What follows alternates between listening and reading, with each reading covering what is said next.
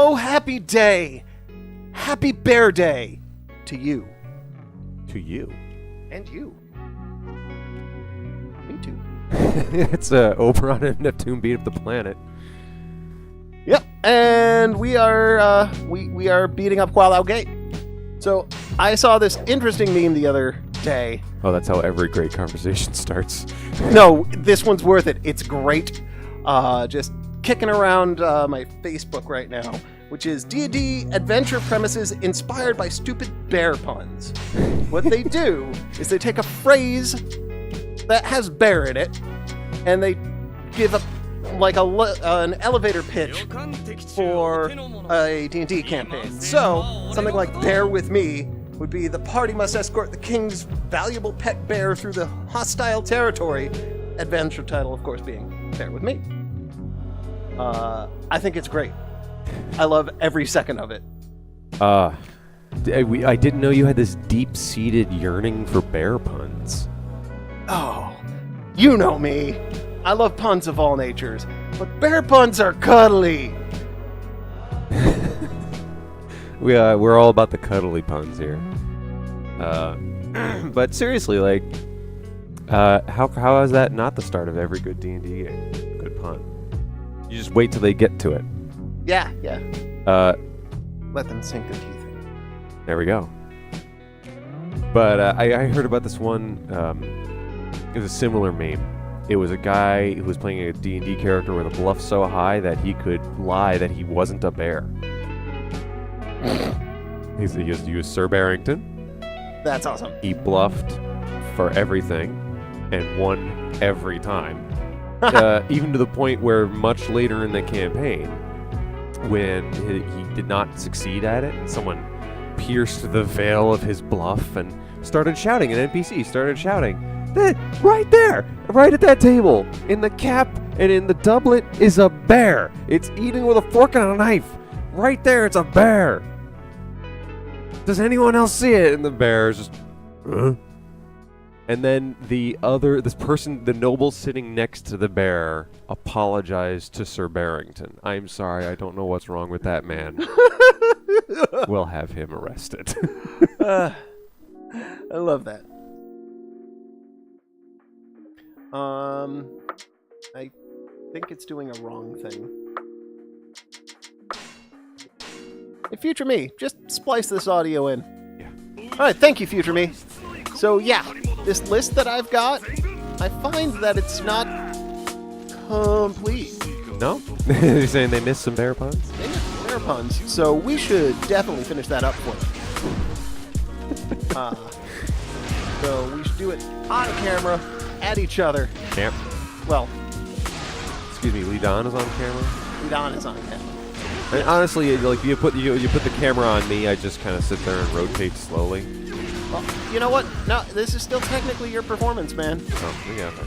Performance is on camera. It's just as Lee Don. There we go. So yeah. So the first missed one that I just could not believe they missed it was bare bones. Come on, bare bones. Bare bones. What do you do with bare bones? Well, you have a necromancer. Make them sing and dance. You have a necromancer bringing bears back to life. That's what you do. And the necromancer is just what, assaulting random townships with bear skeletons? I mean, it depends on what system you're running it in. Like, I've actually built a copy of Bare Bones for Fate already, and I'm gonna run you guys through it in a one-shot at some point. You're not gonna see it coming. Guys. Bears. Bears. And yeah, this one was drowned. But, you know, just having a necromancer, like, my thought is you go to one of those really rural, you set it in one of those really rural towns, right? In D&D, where it's like they don't necessarily have a temple or worship a big god. They just like have the family god or the town's. They have a generic roadside thing. The god of the river that brings the harvest. Yeah. That's what they worship. Great. And in this town, it happens to be a bear. A bear idol or a real bear? Well, at one time it was a real bear because their big thing that they have in the temple. Oh, it's like a statue of some giant fuck off bear. And Okay, cool. and one of its problems. And someone has stolen. Ooh, it's got a proper relic. Yeah. Ooh, I like that. It's got a relic. It's got a relic, and someone stole the relic. Find the guy that stole the relic. It's great. And then the guy is a necromancer trying to bring a bear god back to life. Please, PCs, they stole our MacGuffin. Right? It's perfect as a one-shot. Nobody is asking what to do when you realize what's happened. Yeah. They know. Why be subtle? So I guess that would be like the first session. There would be them rolling into town. Like you would just say, "Hey, I mean, how would you get them there? You would just say you live in this town. You're villagers." Yeah, it depends. I mean, if I'm running it as a one-shot, I'd say roll your character with a reason to be in the town. Oh, okay. Because sometimes for one shots, I just hand people the sheet. I'm like, "Here's your sheet." Yeah. Let's not go through that nonsense. Yeah, that also works. Like, I usually have some spare sheets if people don't have or don't want to roll up a character for a one-shot. But I know a lot of people like to just have their own, in which case, yeah. work within these parameters. Fun. Session 0, even for one shots. Session 0. Yeah. Are you interested in playing in this game? Show up at this time. If you roll up a character, work with these parameters. Yeah. It's the flyer. Yeah, put up a flyer in the LGS. I'm just going in the wrong way all of the time. Well, I guess it'll help me avoid losing. What? I mean, a Gundam! Gundam! It's a Gundam! I think that's what that glowy green square that I'm heading towards is, right? That looks like it's right in front of Wallow Gate. Yeah, ran all the way up here for one guy.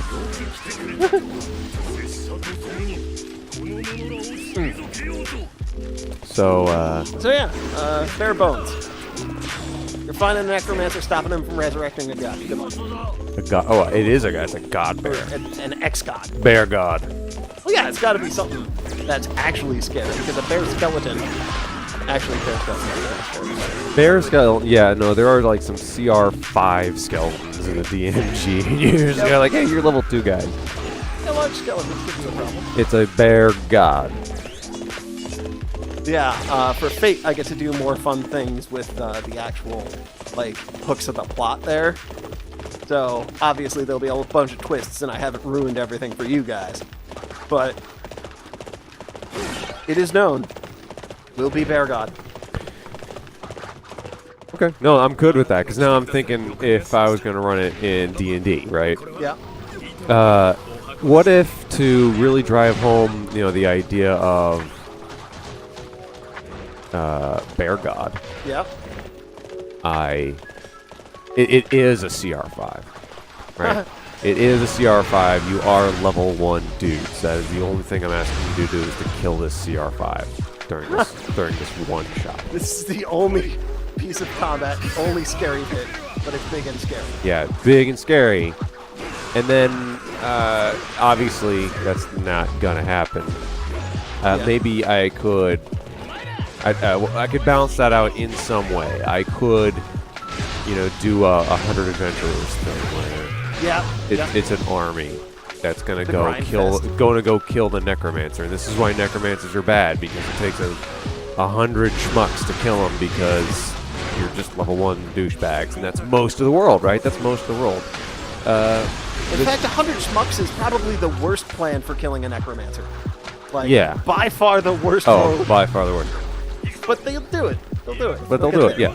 Yeah, it'll be this giant war of attrition, and, hey, I jumped in the castle. Cool.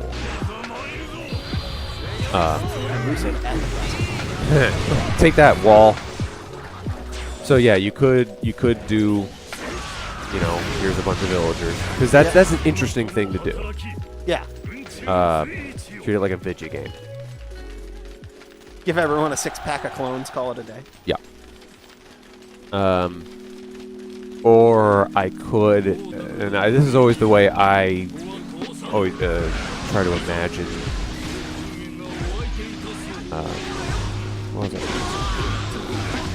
Picture? Nope, disappeared off my little screen.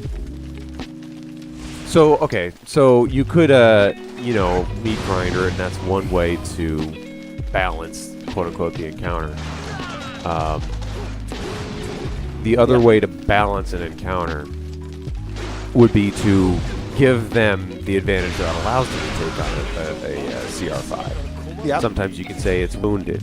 Sometimes you can say, well, it just woke up from its 1,000-year slumber, so it's not 100% yet. Yeah. It's hard to illustrate that during the course of a battle. Like, I could have its, attacks get 10% stronger every round, but who's going to notice that, really? Yeah. Or I could give you a big cannon in the room. Something, right? Something the players could use to... Big cannon is hard to hide. It doesn't really seem like a one-shot at that point. I did see it used pretty well once, actually, in a module for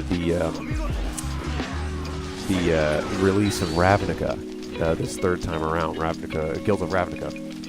There was a one-shot D&D game, and at the end of that game, there was a big encounter, but there was also, it wasn't like, unbalanced encounter. It was kind of the boss, but it wasn't a terrible encounter. But there was a floating robot there that could like pick things up and put things down. Nice.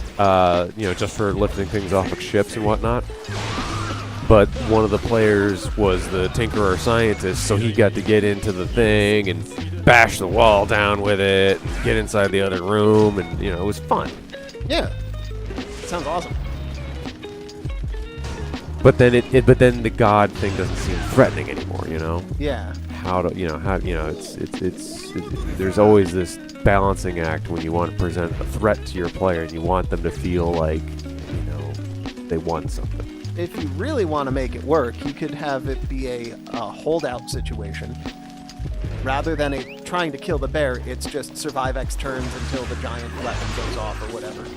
Yeah, give them the literal countdown. Yeah, you don't have to win, you just have to not die for 5 turns. I think I sort of did that earlier in the D&D game. You may remember that I had a room with a descending staircase in the middle. Yeah. But it kept changing shape because it was broken somehow. Yeah. And every round, it got closer to being stairs. Like, it just wouldn't let you through, though. And then, someone was fiddling with it. Yeah, I bet you that was great. Oh, no, it was indirectly, it was. He seduced the ghost of the priestess that was still there. Oh, yeah. Or got on her good side. Oh, hey, I get to use this. There's no one to shoot. I'm going to shoot you. No! Never mind. Where am I going? Like, it's telling me to go these places that I just can't get to.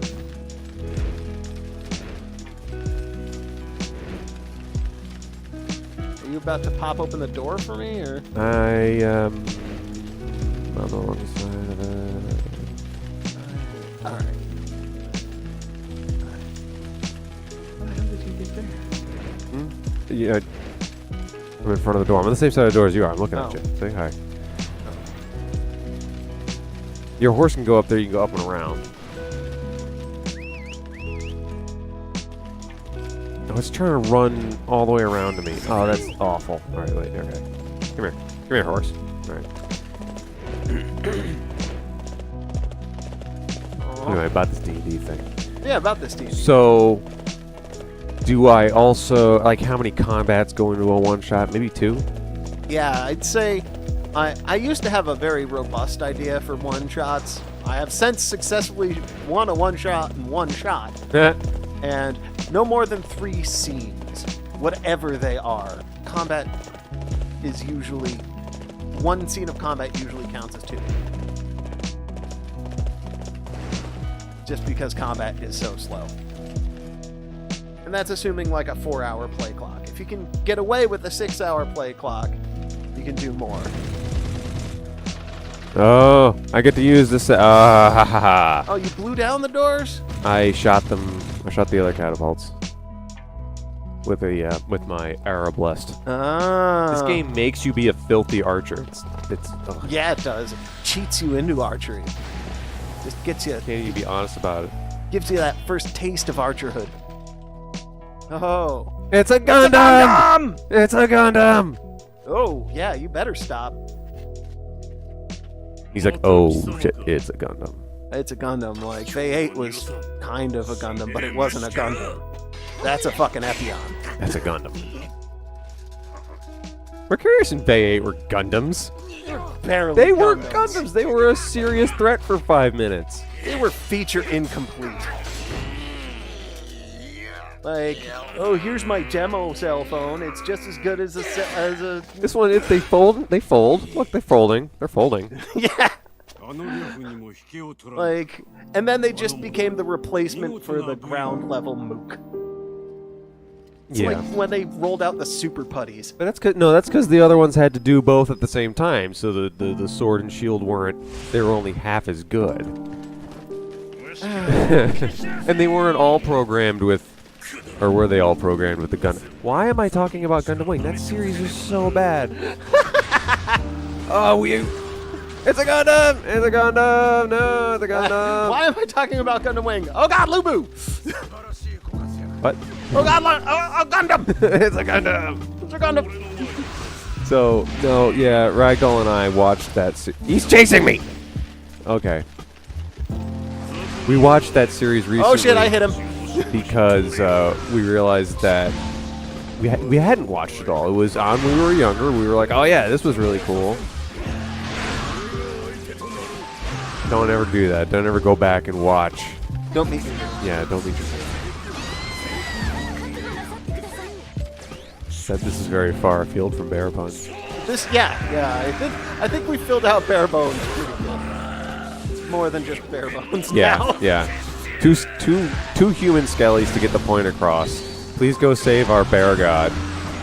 Beat up bear god.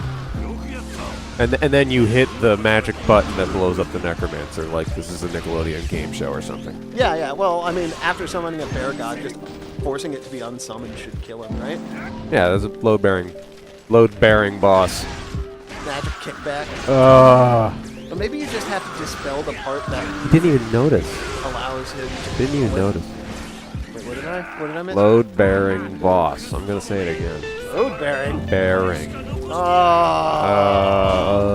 Is that the one you want to do? No, that's the one we just did. Got it. Cool. Because there's definitely a few more they missed. Yeah. You want to crack at one?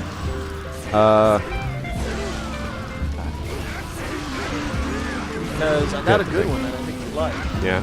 Yeah. It's called Bare Necessities. Bare necessities. Are they simple? I mean, and clean. Wait, no.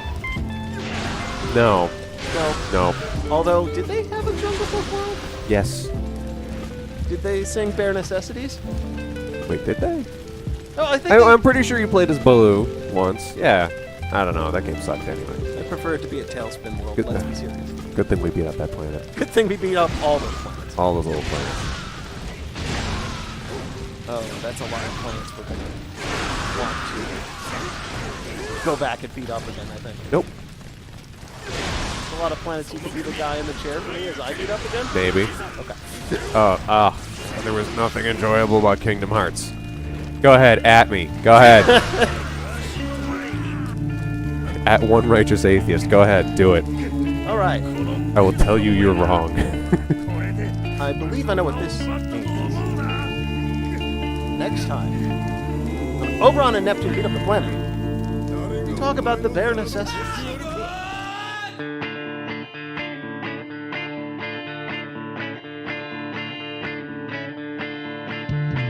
The wind howled at the washboard, sleeping underneath the moon. Our plan was hatched in a briar patch where lovers shook and swooned. Their lips stained with violet, their tongues tied into knots. To the loamy beds, their secrets, baby, we found our